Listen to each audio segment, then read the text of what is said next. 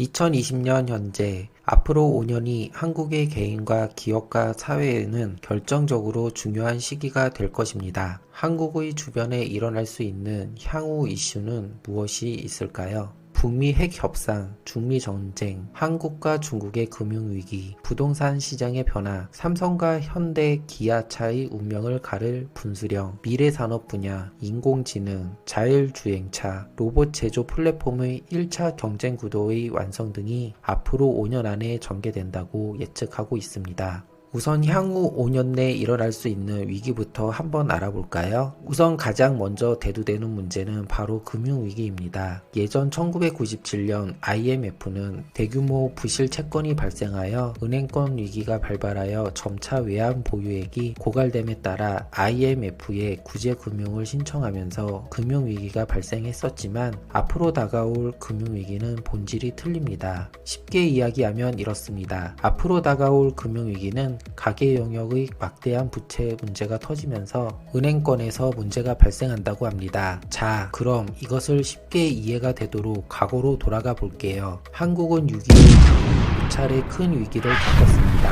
한 번은 1970년대 석유 파동으로 위기가 발생했을 때는 한국을 추격하는 제조업 경쟁국이 없어서 외부의 위기 요인이 제거되자 곧바로 한국 경제도 성장 동력을 회복했습니다. 1997년 위기는 상업 영역에 막대한 부채 요인이 있었지만 부채 축소에 성공해서 살아남은 기업들이 당시 고도 성장을 시작한 중국 경제를 등에 업고 위기를 빠져나오는 천운을 얻었습니다. 하지만 현재 시점에서 앞으로 다가올 위기는 본질적으로 다릅니다. 중국은 한국을 추월하기 시작했고 미래 산업 분야에서는 일본과 독일이 앞선 기술로 한국과의 격차를 벌리기 시작했습니다. 또한 미국의 최근 중국의 도전을 막기 위해 보호무역 정책을 펴면서 한국의 길도 동시에 막고 있는 형국입니다. 그래서 앞으로 5년이 정말 중요해졌습니다. 이 5년마저 잘못된 정책으로 시간을 허비한다면 시스템 혁신에 실패하고 한국의 출구는 점점 막힐 것으로 전망됩니다. 혁신에 실패하면 한국의 출구는 완전히 막히고 가계 영역발 금융위기가 터지고 여기에 제조 공동화가 겹치면서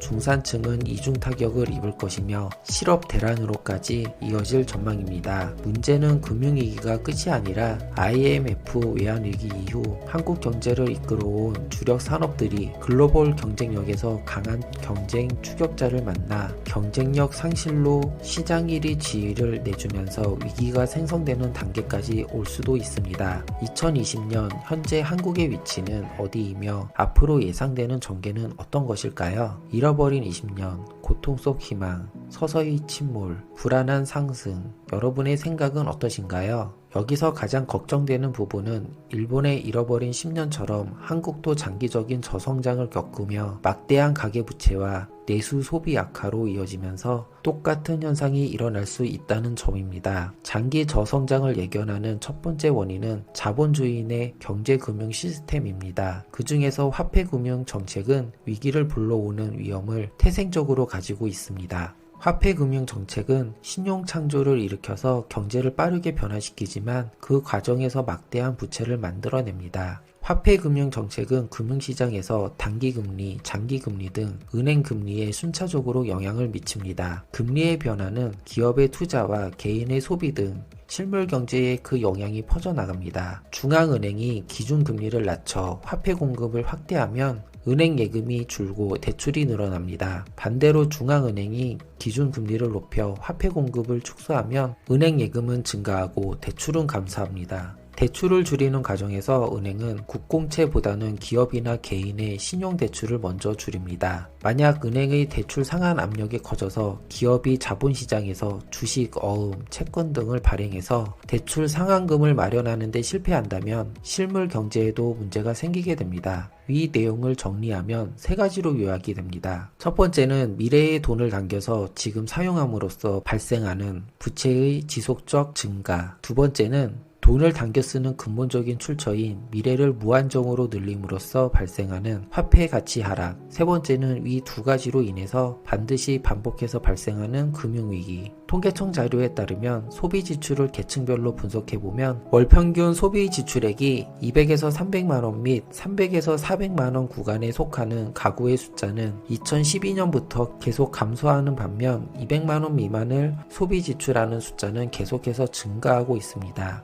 이는 400만원 미만의 중산층이 해체되고 있는 반면 400만원 이상 소비지출 계층이 꾸준히 늘고 있다고 합니다. 즉 이것이 바로 빈부격차의 심화를 의심해 볼 수가 있습니다. 지금까지 말한 문제가 해결되지 않은 채 장기간 지속된다면 그 다음 일어날 일은 자영업자의 파산입니다. 현재 지금도 한국에서 자영업자의 절반은 빈곤층으로서 매출 감소, 임대료 상승 부담, 과도한 빚으로 인한 금융 비용에 노출되어 있습니다.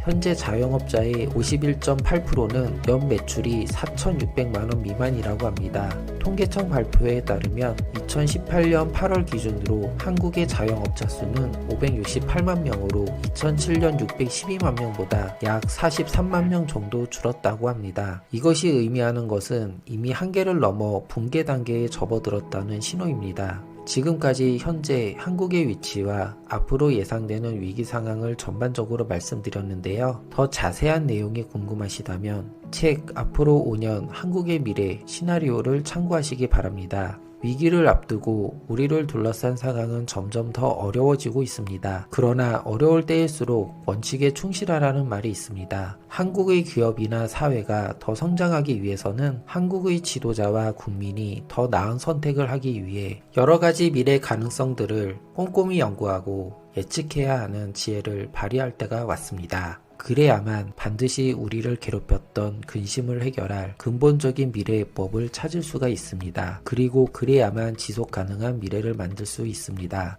오늘의 영상은 여기까지입니다. 더 나은 자기개발, 인생의 해법을 제시하는 생각 속의 주머니를 구독하고 더 나은 미래를 설계해 보세요.